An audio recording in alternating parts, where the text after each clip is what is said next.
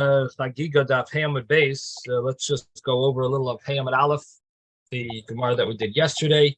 So the Gemara was talking about Psukim verses that were bringing up emotional feelings by Rabbi Yochanan and other Amoraim.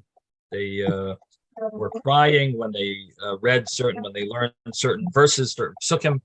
And the Gemara mentioned the meaning of what the meaning of some of these psukim are. So one of the psukim was about being punished, being judged, even for all hidden matters, which sounds like shogigs, but it mentions this concept of all shogigs, all unintentional sins. And Rav said this refers to someone who kills a louse in front of his friend, and his friend is disgusted by it. Shmuel says it refers to someone who spits in the presence of his friend, and his friend is disgusted by it. And then the Gemara mentioned my im toivim ra, whether good for good or bad, meaning even if you do something good, sometimes you get judged for it. Meaning you're sort of you're punished for doing something good. What would that refer to? So the Gemara gave different examples: giving charity to a poor person in public when it's below their dignity, and a story of Rabbi Yanai. Person gave money to a poor person in public, and Rabbi Yanai told him it would actually been better not to give the charity to him than to give it and embarrass him.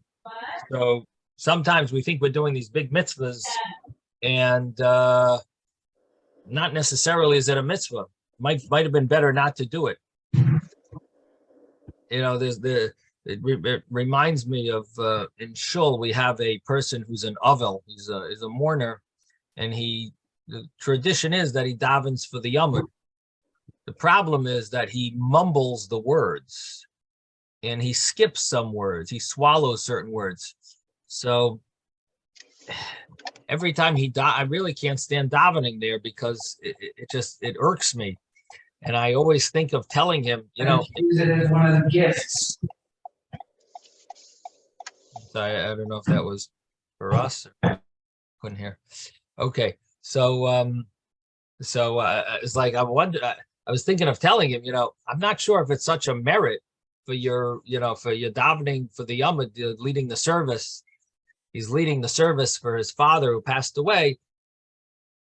For his father, maybe it's a bigger merit not to lead the service than to lead the service and mumble the words, skip words. And the worst is a lot of times, the words that they skip. Very often, it's Hashem's name.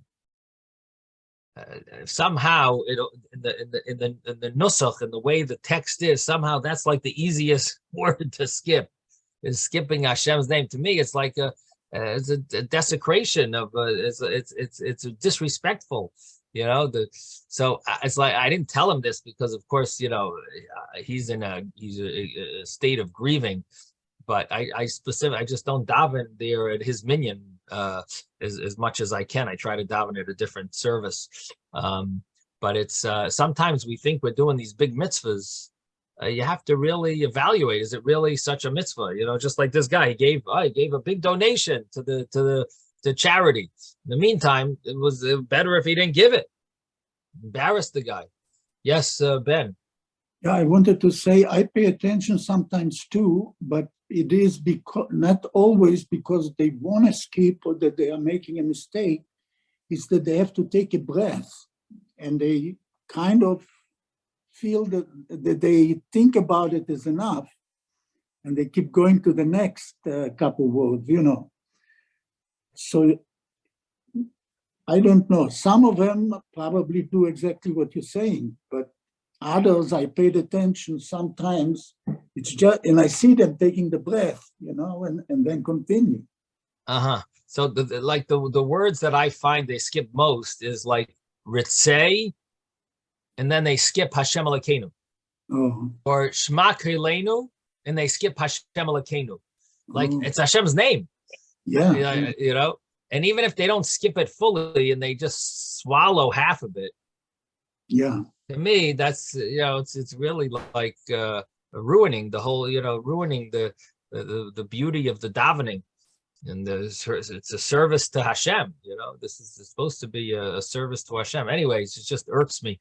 But when you learn this Gemara, you start realizing, am I is this really the appropriate thing? Because the problem is we have a lot of things that we do. We like to do extra, and sometimes it messes up some of our, some of the mitzvahs that we should be more careful for. So, for example, people have certain chumras that they take on. They take on extra stringencies, but you have to know: is that really the are you doing the mitzvah properly? Is your stringency, is it worth it, or is it are you adding in this side but subtracting something from the other end? Are you really doing the right thing? So you have to, even the mitzvahs that we do, you have to really check and see, is this really a mitzvah? It's scary, because you think you give charity. Well, what could be worse? How could it be bad? How could something be? How could it not be a good thing? I'm giving charity, and here Rav Yanai says, "Mutav deloy yavtele, mutav deloy yavisle." Would have been better if you didn't give the charity that you gave. Now that you gave, and you embarrassed the person. Rabbi. Yeah.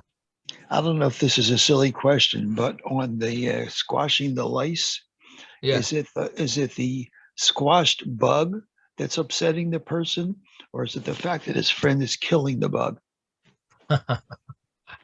It's both. Only in today's day and age would you have such a question. In the olden days, they were not afraid of squashing the bug. They didn't have what are those laws? PETA laws. Certain groups that fight for the safety of animals. Animal rights. Yeah, animal rights groups. But in the olden days, they were the disgusting, smushed bug is what they were worried about. I'm not saying it doesn't apply nowadays to the other situation, but it's from the understanding that I have of the Gemara, it's the issue is the smushed bug.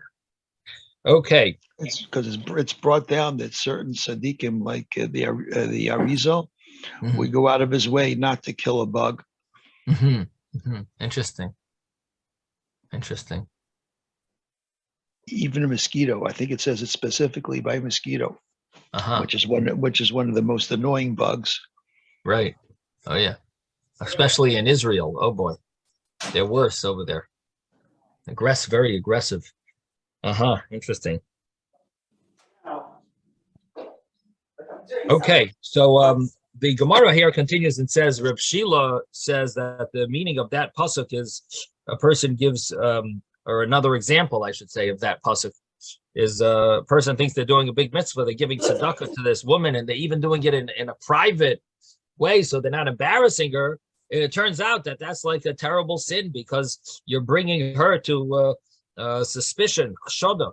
The people are going to suspect her. Maybe she's taking money to, they know that she's poor. Maybe they think that she's offering her services and selling herself as a prostitute or whatever. Rava says this is referring to someone who sends meat home for his wife to cook for Shabbos. Sounds like a great mitzvah, making sure that the family has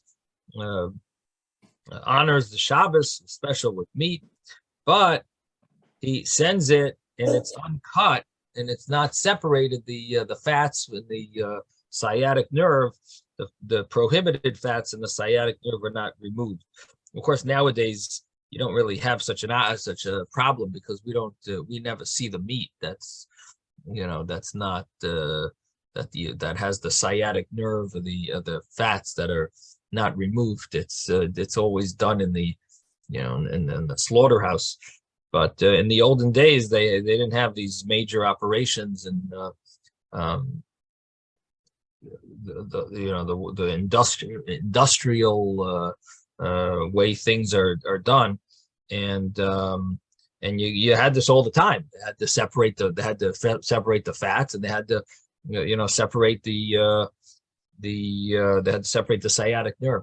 In fact, there used to be a position, a job called the nikur, a menaker, who was a specialist in doing this. Nowadays, I don't think they even cut it out. What they do is they just take that whole section and they sell it to McDonald's.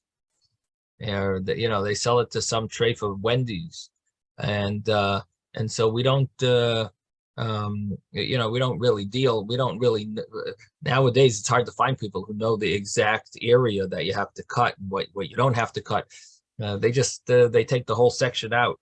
But in the old days, you didn't have big companies that would be willing to buy these little parts. So you wanted to cut out as little as you needed to. So you had someone who specialized, knew the halachas, knew the laws, exactly what needs to be cut out, and they would specifically cut that area out, and it was worth the time that they spent cutting it out, because every little piece of meat costed money, cost a lot of money, and you weren't necessarily able to sell the other piece for a substantial amount to a guy. Yes, Ben. Yeah, I know that in Israel they do. They do separate it, maybe. Yeah, they do the nikur. Because those meats are kosher and ready to eat. Mm-hmm. Right. Right. Well, here in America, there it's a lot more expensive than here, the meat.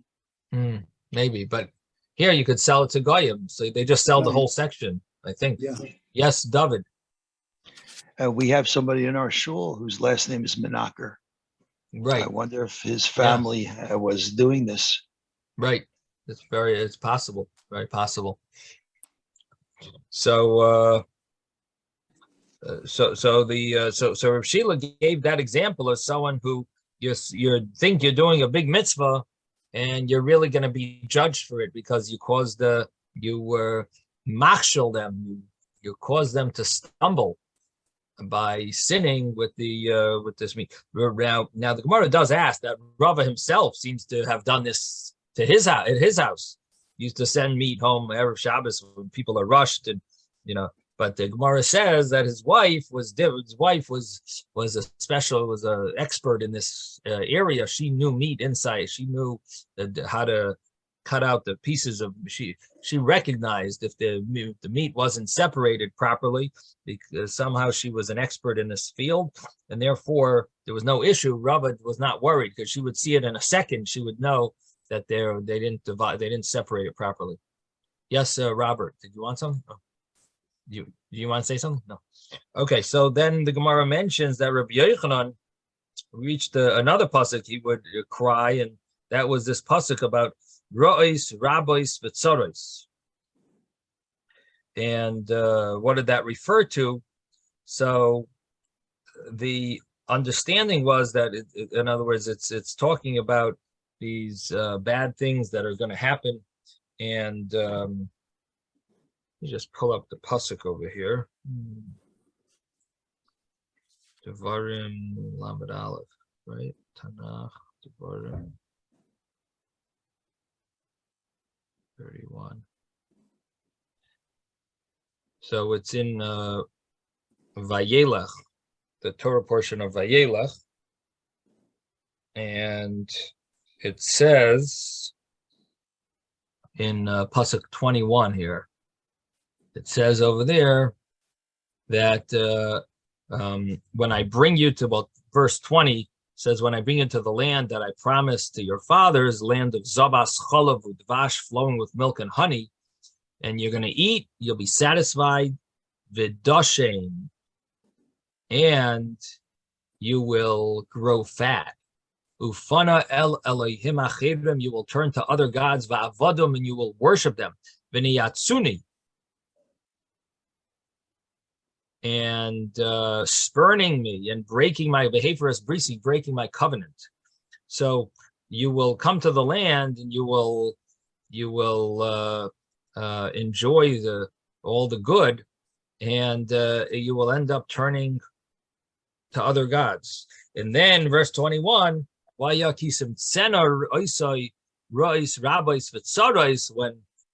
will it'll befall you these rois, rabbis, these evils and tsarais, sufferings.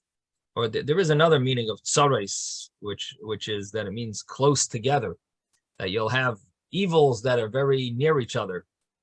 Va'ansa hashira hazois lafun of liad, and this shira, this song, this poem, the song of Haazinu, it will be before you as a testimony.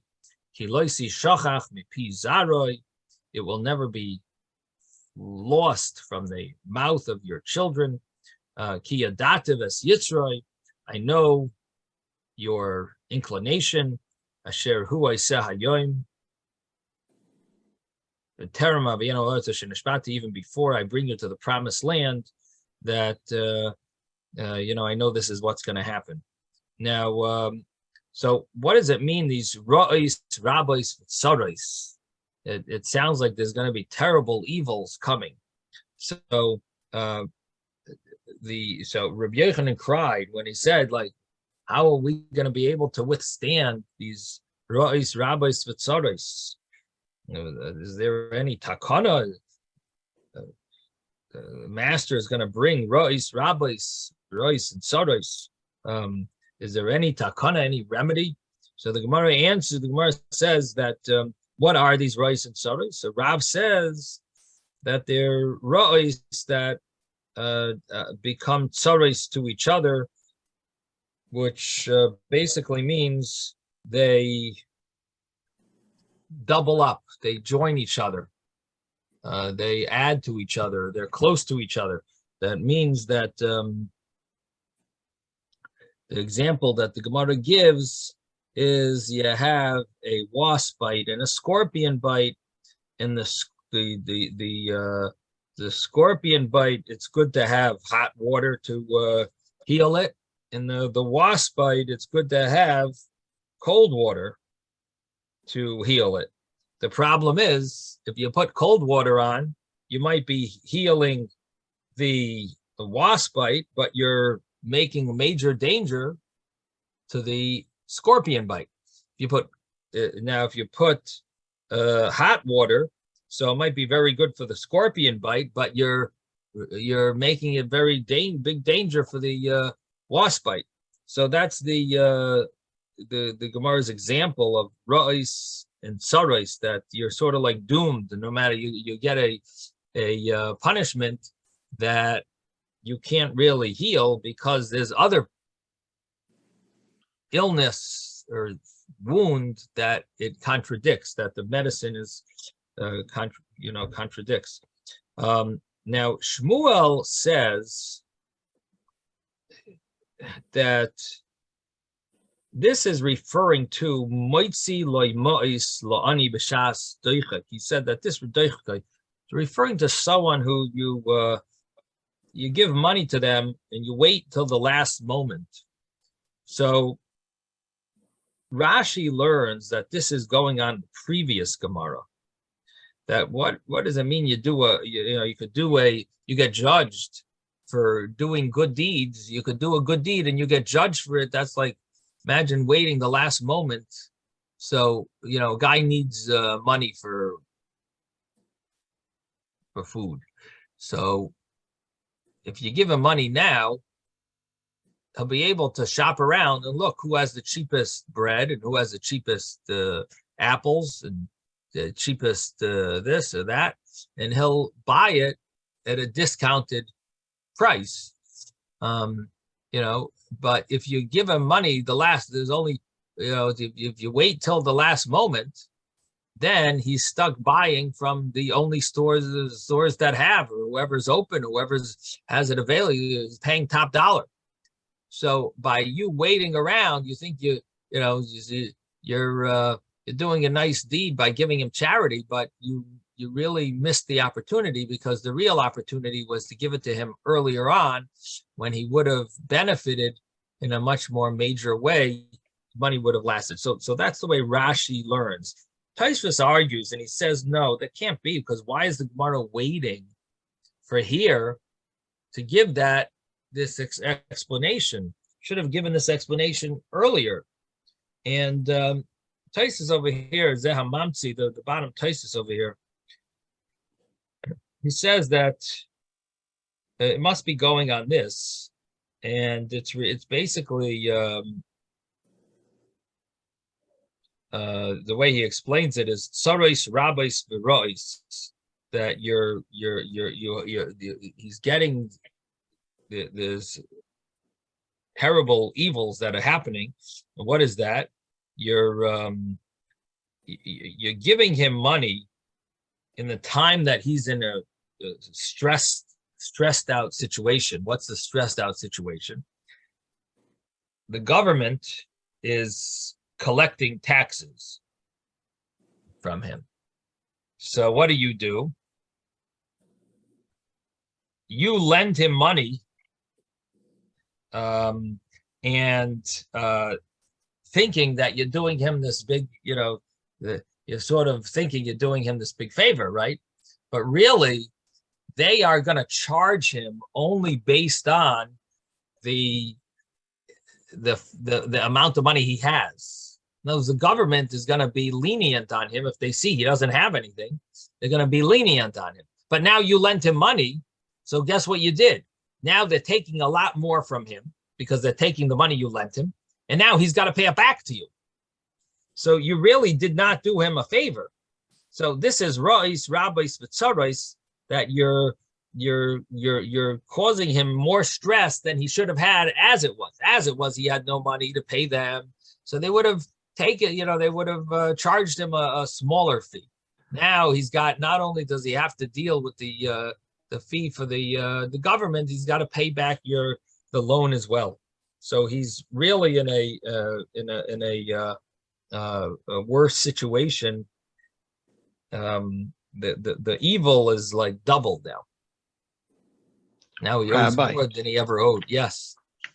In current times, they have would be a person goes into a higher tax bracket. So if you lend him money and he falls into this higher tax bracket where they're taking a greater rate of tax of his money, so you're lending him money, puts him in this higher tax bracket, that's a big problem for a person. Right. It's like you give him you give him a job, and you cause him to, now he falls into a different tax bracket. The only thing is, normally the higher tax bracket is just you're taxed only on that higher amount, on that above, when you whatever's above that amount. So whatever's below it, normally it doesn't really affect. But the issue that the example that they'll say the entire amount the person has. They'll say, let's say a person's $40,000 or less is in one tax bracket. Now you gave him 20,000. Now he's in 60,000. That's a higher tax bracket. Yeah, but that higher tax bracket is only on the 20 that's above the 40,000. No, it's in the entire amount. It's in the entire amount, because the entire tax bracket, let's say he goes from 15% to 20% or 25%. That's in the entire amount of his money that's coming into him, the entire amount that he owned. That he earned. I hear you. I don't know if that's true, but a loan is not money you earned. A loan is not considered money you earned. Right. No, it could be if you give him a job. That would be the example. But what really it applies to is if he's in a situation where he's eligible for some type of benefits, and relief, you then give him a job or give him money that he loses his benefits. So that would be like an example of this. But the real example the Gemara is giving is a case where he owes money. It's not just he's in but it's an owing. Now he's owing more money than he should have owed. It's like it's not only one bad, but it's double bad. So, there's Rabbi. There's an there is a current example. For example, if you're right at what they consider to be the poverty line, Right. and someone gives you something, and as long as you are below the poverty line, you get all kinds of benefits, let's say health benefits or insurance benefits or whatever. Once you get that money and you jump over the poverty line, you lose all of that. And the only way that you can take care of or get it back is if you were to put all that money into some kind of a trust, right, which is not under your control, so to speak. And when you pass, all of that money then goes back to the state who provided you with all these benefits as their way of trying to recoup, giving you these extra funds.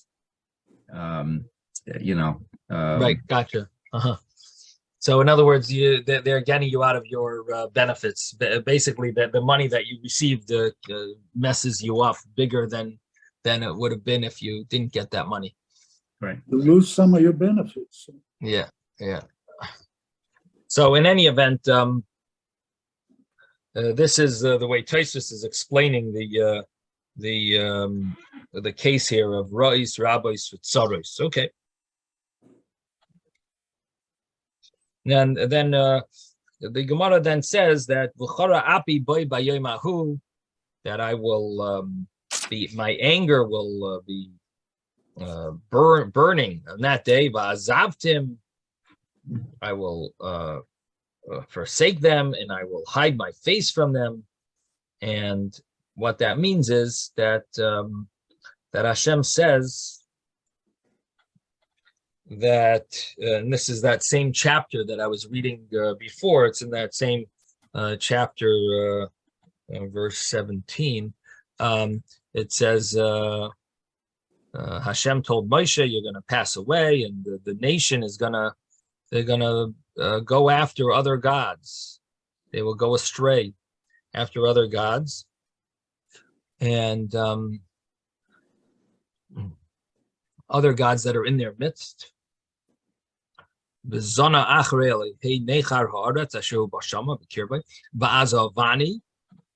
will forsake me, and they will break my covenant that I made with them. And then it says, my anger will burn up against them on that day, and I will abandon them, I will forsake them, and I will hide my countenance from them. And they will be prey. And evils will, Ra'is, Rabbis, V'tzares, again, says there'll be evils that will fall upon them. And it's because, V'amar b'yemahu, and they will say on that day, it's because Ein Elokai b'kirbi, because Hashem is not in my midst. That's why these evils have befallen me. So what we're referring to here is that that Hashem is going to punish us when we don't follow and don't worship Him. Instead, we worship other gods. So the Gemara here says an interesting line. It says that if anyone doesn't have this, in other words, we in Golus, we are in a situation of Hester Panim. We are in a situation of a concealment of God's face. Now, if you don't feel that, if you don't have that, if you're having everything too good, Einoi Mayhem, you're not really part of the Jewish people. In other words, the Jewish people are going to have this Hester Panim. We're going to have this hiding of God's face. And if you don't have it, Einoi Mayhem. It's almost like there's a Shiloh. Why, it doesn't seem right. You're losing out. In other words, in a certain sense, Hashem hiding His face from us is sort of a sign that Hashem loves us and He's punishing us. If you're not getting that punishment, it means you don't really have that love either. In other words, you don't really have that concern. It's like your own child, you scream at if they do something wrong. Someone else's child, you don't say anything. Why? Because you don't really care about them as much. Your responsibility is not on them. Not that you don't care, but you're not really responsible for them. So it's the same thing here. It's like Hashem is hiding his face from you, means that you're supposed to be. He's concerned that you are not rebuilding the Beis Hamikdash yet. That you didn't cause the Beis Hamikdash to be rebuilt. So Hashem is concerned. He's hiding his face from you. If you don't have that, it's a Shiloh. Why not? And Kol she'enoi b'vahayalechol, if they're not taking prey of your stuff, then enoi mayhem, then maybe you're the next page 5b. Enoi mayhem, then maybe you're not part of them. So this is a scary verse, I guess, continuation of the previous verses where we're seeing verses of punishment and verses of how Hashem deals strictly, and here that it mentions that Hashem will hide his face from us and we will be prey. Now the Gemara then says that a story where the rabbis looked at Rava, and seemingly because Rava was a wealthy person, and they sort of felt, I guess the rabbis felt that why doesn't he have the punishments that it says in the verses? Verse says, in time of exile, you're gonna be, Hashem is gonna hide his face from you. And Rava seems to have everything going good. So they sort of looked at him bad. And the way I translated, the way I understand it, is that it was like an ayin hara. That it's they sort of caused an evil eye, and ended up happening that the king took the king, because they put their eyes on Rava, wherever the rabbis put their eyes, meaning they sort of caused this type of evil eye. It caused that Rava would lose his wealth. And sure enough, the king came and they sent for it, and they looted him. Now, it's interesting. There's a vart from the I think it's the Ben Ish Chai, who says on the Chumash, it says Eliezer went to get a wife for Yitzchok, and he came and he was going to take Rivka. Then the father Besuel and the brother Lavan, they were sort of like making problems. So it says that Eliezer looked at them, and by looking at them negatively, he caused that there would either be, as our Gemara says, either death or poverty. So it says that Besuel died that night before he took Rivka, and Lavan became poor. Basically, that's the understanding. Because Eliezer looked at Eliezer was like the scholar, so to speak. He looked at them negatively, and caused there to be poverty and death and poverty. But it's this is the idea that you have to be careful. Don't be looked at negatively. But it definitely at least the understanding is in general that an ayin hara, the way it works is not that they actually cause you to lose it. They cause you to have a judgment in heaven that you get rejudged and reevaluated. And if you're evaluated negative, in other words, if they evaluate you and you end up, they reconsider, do you really deserve everything you have? And so that's the story here. Now, this story here is an interesting connection to the Masechta Brachos, because really in Brachos we learned that Rav and Abaye, they had dreams, and they would go to this guy Bar Hedya to interpret their dreams. I don't know if you all remember that, but we had a whole section about dreams. They went to Bar Hedya to interpret the dreams. Now Rava had some of his, he didn't pay. So Bar Hedya used to give him bad interpretations. Abaya used to pay. So he would give him good interpretations, right? So the Gemara in Brachos brings down that he told Rava that, and the way it works is if you however the interpretation is, that's what happens. So if he interprets the dream good, then the good, it'll end up happening good. If he interprets the dream in a bad way, it ends up negative things will happen. And if you paid him, he gave you a good interpretation. Right. If you paid him, it would give you a good, and that's what would happen. And if you didn't pay him, the story over there is that he had dreams about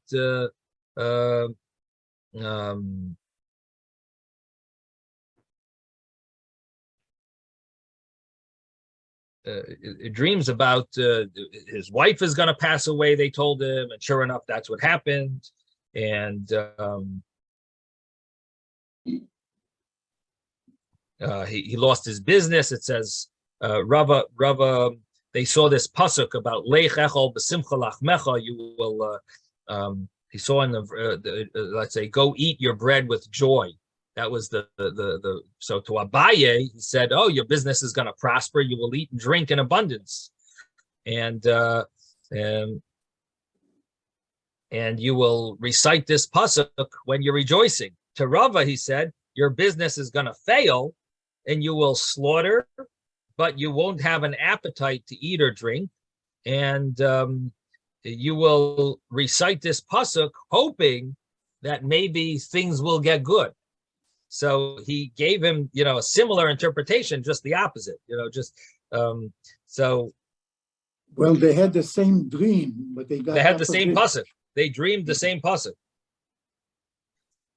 The interpretation was different. The interpretation was the exact opposite.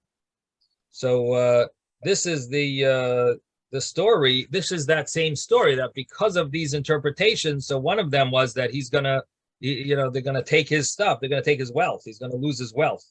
One of them was his wife is going to pass away, and your sons and daughters will come to the hands of another woman, a stepmother. And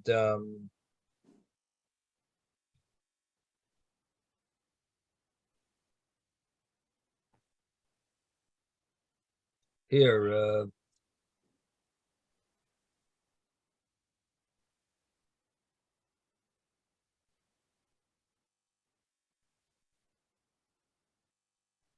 your ox will be slaughtered before your eyes. They saw this verse in their dream. So Rava, he said, it means that your business will fail, and on account of your sorrow, you will have no interest in eating.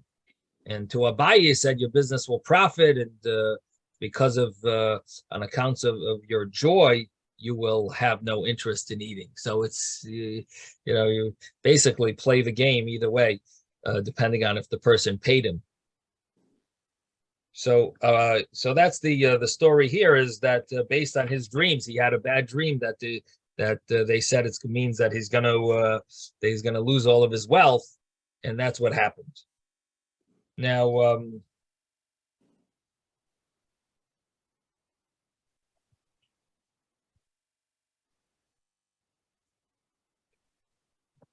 going back to our Gemara here.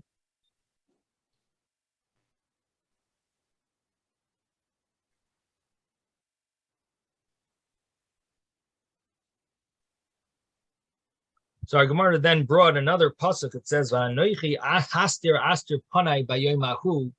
I will conceal my face on that day. And Rava said,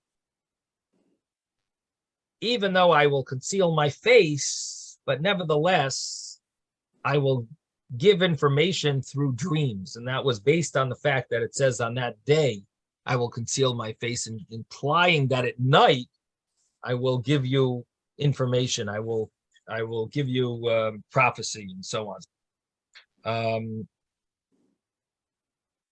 Or dreams, at least.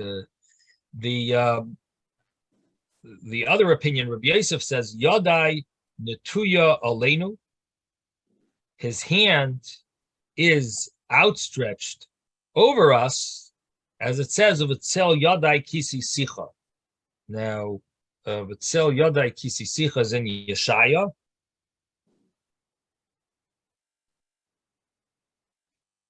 But the idea is that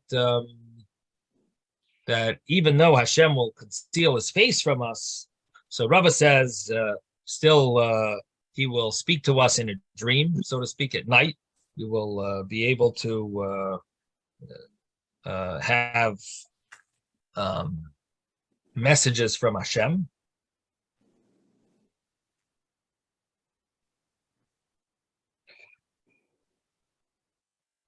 Rashi says that means that Hashem will tell us what the nations, what they're planning on doing to us, so that we will be able to daven and get it annulled. They will show us in a dream so that we can daven, whatever, anything that we can, whatever negative things are going to happen, so that we could daven for them to be annulled. That's the way Rashi interprets it.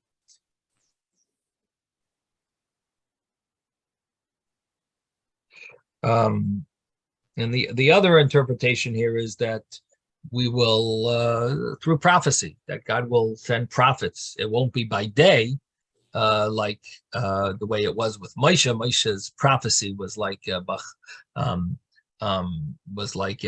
face-to-face. Hashem spoke to Moshe, but Hashem is going to hide his face. It'll be by a prophet level of prophecy, a lower level than with Moshe Rabbeinu. And then the Rabbi Yosef said that his hand is outstretched over us, and he will protect us and guard us, even though he's hiding from us. He's still protecting us. And then it mentions the story of this heretic, where Rabbi Yeshua ben Chananya was by the palace of the emperor, and the heretic was making these signals, and Rabbi Yeshua answered him back, but he didn't understand Rabbi Yeshua. Rabbi Yeshua understood him. And what he was telling Rabbi Yeshua was, you people, Hashem concealed his face from you. Hashem's not caring about you anymore. You're over. That's what he wanted. That's what he was trying to tell Yeshua. And so Rabbi Yeshua was hinting to him this other pasuk that Rabbi Yosef said, that his hands are still protecting us. So he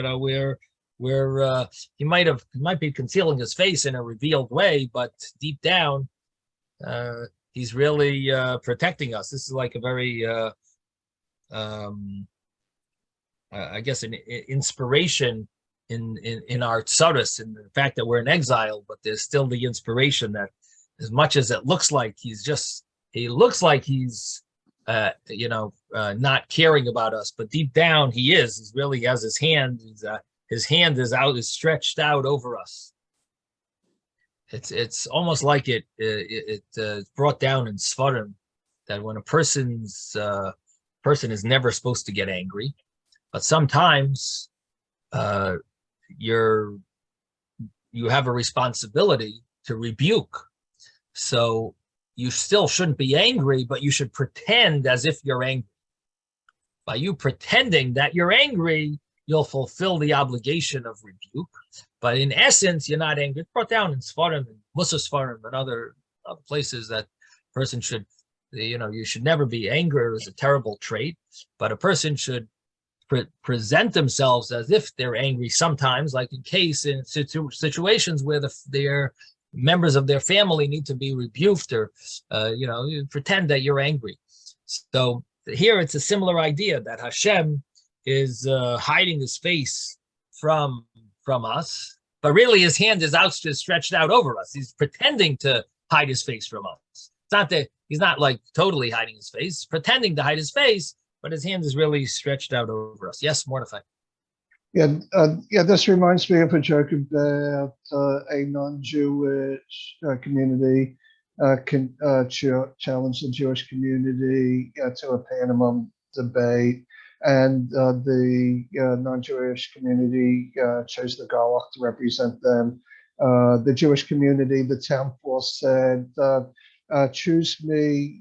If for some reason I lose, you can ask for a rematch. So the day of the debate, the Galach held up three fingers. The temple held up one finger. Then the Galach made a big circle in the air. The temple stamped his foot on the ground. The Galach took out a chalice of wine and drank a cup. The temple took out an apple, bit into it. The Galach screamed, I give up, the Jews can live in peace. So they each went back to their communities to explain what the pantomime was all about. The Galach said that I held up the three fingers to indicate the Trinity. He held up one finger to indicate there is only one God. I drew the circle to show that God is everywhere. He stamped on the ground to indicate that God is not in Gehenna. I took out the wine to indicate the salvation of Yashka. He bit into the apple to indicate original sin. And at that point, I was defeated and gave up. So the temple said the Galach put up three fingers to indicate that the Jews have 3 days to leave. I put up one finger, not one Jew is leaving. The Galach drew a circle in the air to indicate all the Jews around must leave. I stamped it on the ground to say, no, we're not leaving. And then he must have been hungry because he took out his lunch and I took out mine. Right. Yeah, I've heard it. I've heard it before, but anyway, yeah, it did remind. I actually thought of that actually when we were this Gemara. But yes, thanks for bringing that up. It's a cute line. I heard it from a comedian. There's a guy who he somehow drags it out, of course. But thanks, Mordechai. So in any event, here he's making these gestures in front of the emperor, trying, telling him about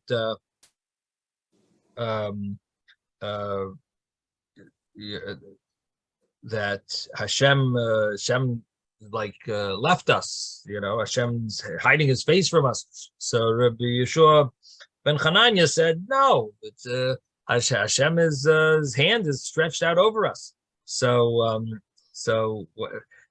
they asked Rabbi Yeshua, what, explain what you were gesturing. So he explained it. And they asked the heretic, and he said, I have no idea what he was saying. So they said, well, if you didn't know, then your gestures, if you're not familiar with the art of making gestures and hand signals and you should not have done this type of thing in front of the king. It's disrespectful before the king, and therefore they took him out and killed him. It was considered disrespect to the king. So now we're up to we actually did one more little piece, and that is that when Rabbi Yeshua ben Hanania was about to pass away, so the rabbis told him, they said, hey, babe, what's going to be with us? You used to be a good debater. You would fight the heretics. Now, who's going to save us? So the answer he gave was very interesting answer that, the only reason you needed someone to answer the heretics was because I was around, and if I would be around, those people won't be complaining to you. No, it's a balance. And when the Eitzah Mibanim, when the children, meaning the Jewish people, don't have any more way of debating, so the wisdom of the Goyim is also going to go. It's going to dissipate. So, and then he brings another verse that that Esav says, "You Nisa v'nelecha, let's travel, and we will go. Ve'elcha lenegdecha, and I will go opposite you," meaning corresponding to you. meaning the same way you are, that's how much I will be. And that the idea is that if the Jewish people have someone to fight these type of debates, then the Goyim will have heretics, or there'll be heretics that will, not necessarily Goyim, actually, it could sometimes refer to Yidden, but it's the heretics will be strong and they'll try to fight us. But if we don't have anyone, then there's nothing to worry about. So it's like a certain balance that the world is, and that's a common understanding.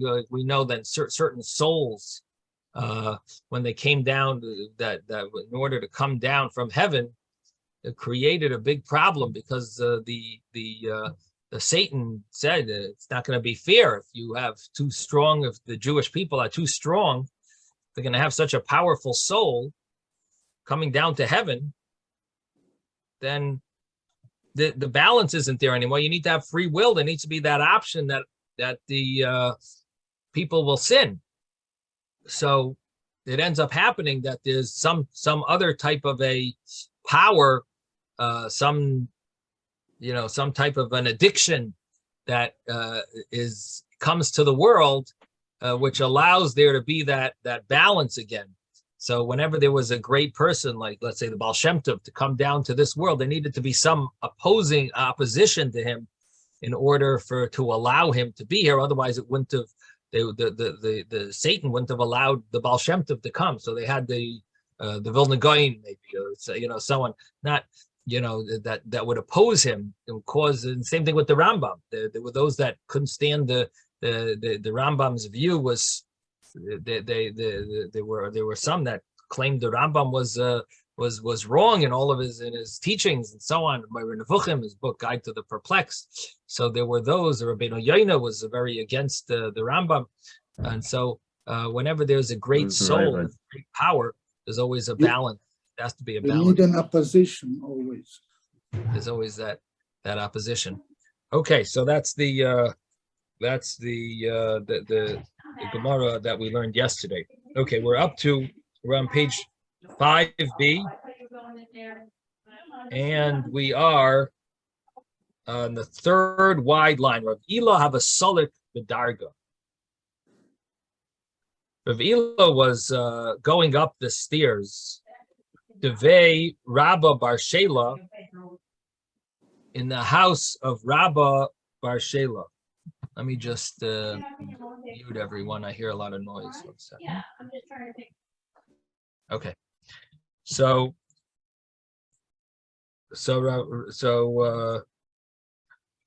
he was going up the stairs of the house of Rabba Bar Shela, and and he heard a child was reading a certain pasuk. What was the pasuk he's reading?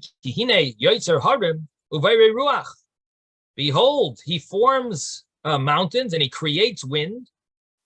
And and he tells a person what his words are. So Amar, Rav Ila said, Eved sherabai magid loy maseichoi, a slave that the master tells him every little thing that he said, every word, remembers every little word that he said. Takana yeshlai, is there any remedy, any way of fixing? I mean, how are we gonna handle that? Hashem is gonna bring up every little word. My maseichoi, what does this refer to? Amar Rav says, afilu sicha yasera, even extra talk, shebein ish le'ishtay, between a husband and a wife, magidem loy la'adam b'shas miso. It is told to the person at the time of his death, meaning when he's judged, even anything that he spoke extra, it will be told to him at the time of his death. So the Gemara asks, Eini, is that so? Rav Kahana, Havagani Tuse Purya de Rav. So Rav Kahana was, this is also a Gemara that we had in Brachas. He was sleeping under the bed of Rav. This was a very surprising story in Brachas. And it was surprising because it doesn't seem like it could really be literal that he really did this. He really went in their private bedroom. But this is the story. And it says that Rav Kahana was sleeping under the bed of Rav Shame the Soch, but Sochak, we also Tzrochav. And he heard that Rav spoke to his wife, and he laughed with her, and he had relations with her. And I think they said that he lived on the floor on top of it. Yeah, or we below did it, have the different floor. we did have maybe like an interpretation, Yeah, but the simple reading is the way I'm reading it. yeah. Amar Rav Kahana said, "Dami pume de Rav commandolei toim leitavshilo." The mouth of Rav is like he never tasted this tasty dish before. He never tasted a cooked dish before, meaning like he seems like so excited over like as if he never had relations before. The way he spoke and the way he so Amar Le Kahana Pike. So Rav told him, Kahana, what are you doing here? Get out. La Vayrachara, it's not proper. You shouldn't be here. So but what we see is that what Rav did was obviously right, and Rav spoke with his wife and sort of like laughed with her and he had relations. So obviously, extra talk between a man and his wife is appropriate. If Rav did it, must be the appropriate thing. The Gemara answers like kasha. It's not a contradiction. Here is when he needs to appease her, and here is when he doesn't need to appease her. Meaning, if he just wastes his talk and just has says things that are not really needed for just for what is necessary, then he's going to be judged for those extra words that he says. So that's the Gemara's answer and explanation. Obviously, every person is on their in their level that they're expected, what's expected of them, and how much what's considered extra. And as the Gemara says, that it's the tzarech l'retzuya, if they need to appeasing, so they need to be, there needs to be a discussion. But basically, what Rav Ila was moved by is the fact that Hashem is going to be telling us anything that we said that we didn't need to say, which is a very scary thing to think of, that every word that we say is remembered. And if we say things that aren't necessary and extra, it's tough. We're in a tough predicament. Okay, the Gemara. I'm sorry.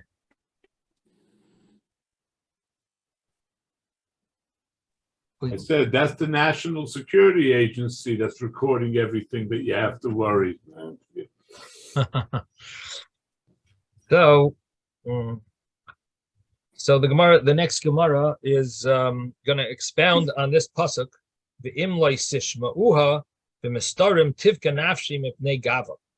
If you do not heed this, if you don't listen, so tishmua b'mlai so b'mistarim tivka nafshi negava,